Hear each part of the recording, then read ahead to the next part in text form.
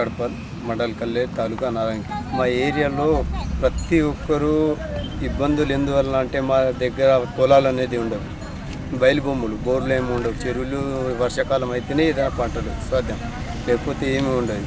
కాబట్టి అక్కడి నుంచి వలస ఇక్కడ ఏదో రైతుల దగ్గర అప్పుగా డబ్బులు తీసుకుపోయి కొన్ని రోజులు అక్కడ తీసుకొని తిని ఆ ఖర్చులు చేసుకున్న తర్వాత 4 నెలలు ఇక్కడ పోయి 4 నెలలు గడుస్తాయి అన్నమాట. ఇక్కడ 4 నెలలు పోయి చెరుకు నరికి వాళ్ళ డబ్బులు వాళ్ళకు ఇచ్చేసిన తర్వాత ఏదైనా మిగిలితే వాళ్ళకు 10,000-10,000 తీసుకొని మళ్ళీ ఇంటికి పోయి మళ్ళీ యూజ్ చేసుకుంటారు అన్నమాట. దీనివల్ల లాభం ఉందా మీకు?